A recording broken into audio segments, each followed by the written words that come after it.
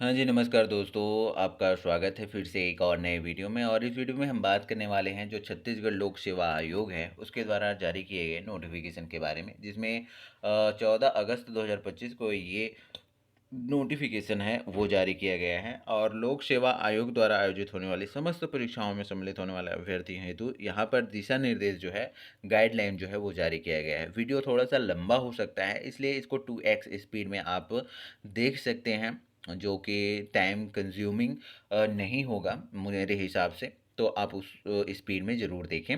और पहला जो अनिवार्यताएँ हैं, है ना? अनिवार्य पालन करना सुनिश्चित किया जाना अनिवार्य है, ये कहा गया है। तो पहला पॉइंट हम देखते हैं, जिन अभ्यर्थियों के नाम, सरनेम, फ़ोटो, पहचान पत्र में किसी भी प्रकार का अंतर है, वे अपने नाम जो है परिवर्तन संबंधी शपथ पत्र की मूल प्रति प्रस्तुत करने पर ही परीक्षा में सम्मिलित हो सकेंगे, ये कहा गया है। दूसरा पॉइंट में ये कहा गया है कि परीक्षा में सम्मिलित होने वाले अभ्यर्थी अपने पास केवल निम्न वस्तुएँ रख सकते हैं। ए, लेवल रहित पारदर्शी व्यक्तिगत पानी की बोतल। दूसरा, बी, केवल संबंधित परीक्षा के लिए जो है छत्तीसगढ़ लोक सेवा आयोग के जारी किए गए ऑनलाइन प्रवेश पत्र का प्रिंट आउट।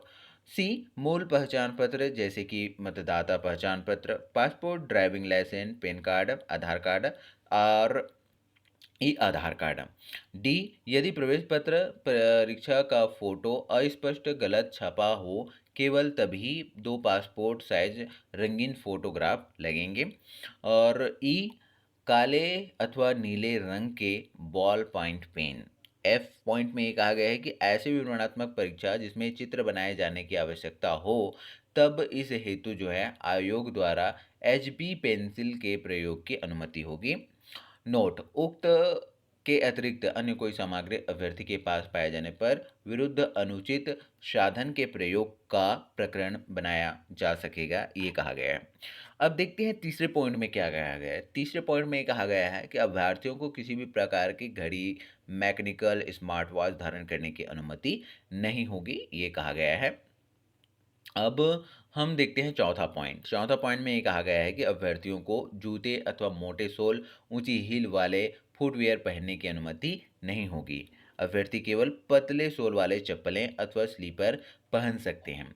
पांचवा पॉइंट में ये कहा गया है कि अभ्यर्थियों को नज़र के चश्मों के अतिरिक्त जो है अन्य किसी प्रकार के चश्मे, गॉगल्स, गूगल या मेटा या अन्य डिजिटल ग्लासेस जो है चश्मे पहनने की अनुमति नहीं होगी।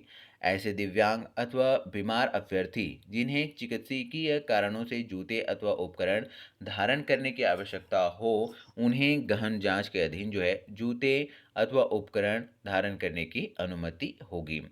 सातवां गाइडलाइन ये है कि ऐसे दिव्यांग अभ्यर्थी जिन्होंने जो है जिला कार्यालय के माध्यम से सहलेखन की अनुमति प्राप्त हो के मामले में संबंधित सहलेखक को भी अभ्यर्थियों हेतु जारी जो निर्देशों का पालन है वो करना होगा।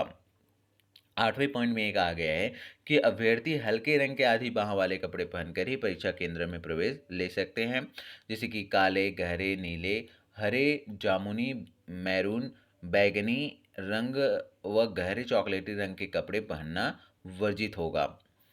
नौवां, अभ्यर्थी जो है कार्गो एवं डिजाइनर कपड़े पहनकर परीक्षा में सम्मिलित नहीं हो सकेंगे और सामान्य जीन्स पैंट और अन्य पैंट पहनने की अनुमति होगी। महिला अभ्यर्थी जो है सलवार कुर्ती तथा चुनरी दुपट्टा पहन सकेंगे, लेकिन कुर्ती की बाह छोटी आधी होनी चाहिए। साड़ी के साथ पहने जाने वाले ब्लाउज की बाह आधी होनी चाहिए। 11वां पॉइंट ये कह रहा है कि कान में किसी भी प्रकार के आभूषण वर्जित हैं। धर्म रिवाजों के अनुसार जो है अत्यंत आवश्यक आभूषण एवं प्रतीक चिन्हों को छोड़कर अन्य आभूषण प्रतीक धारण करने की अनुमति अभ्यर्थियों को नहीं होगी। विवाहित महिला अभ्यर्थियों को एक नोज पिन तथा एक मंगलसूत्र धारण करने की अनुमति होगी। आवश्यकता अनुसार किसी भी आभूषण प्रतीक के धारण किए जाने की अनुमति के गहन जांच के अधीन दी जाएगी।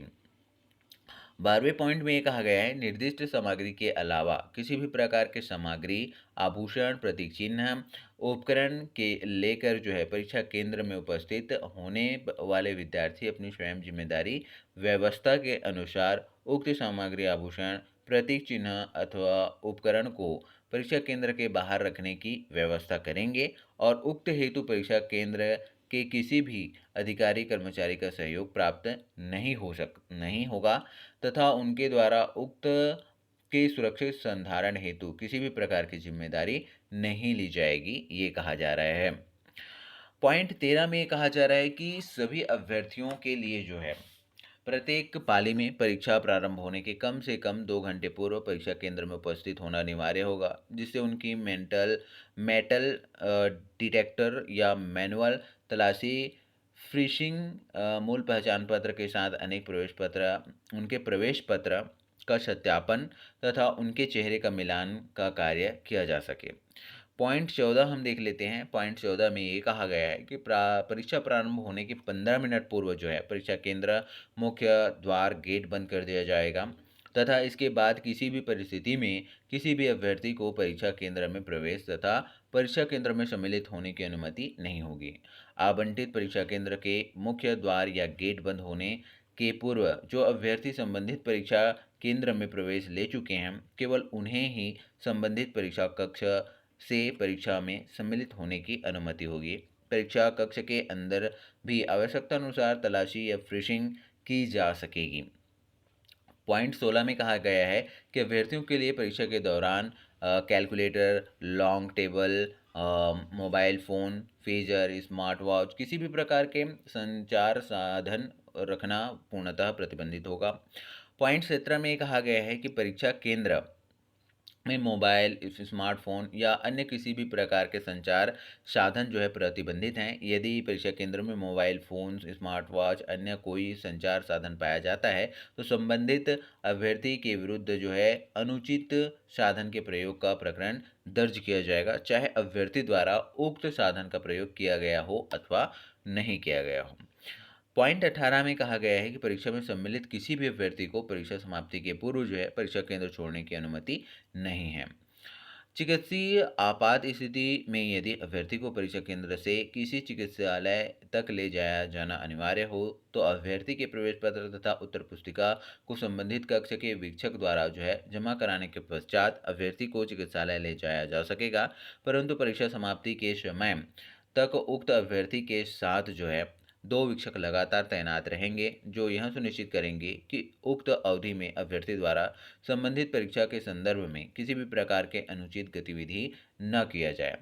पॉइंट 20 में ये कहा जा रहा है कि परीक्षा केंद्र में संचार साधनों के अनुचित प्रयोग को रोकने एवं साइबर सुरक्षा की दृष्टि से जैमर का प्रयोग किया जाएगा, जो कि हाल ही में अभी व्यापम के एग्ज़ाम में हमें देखने को मिला।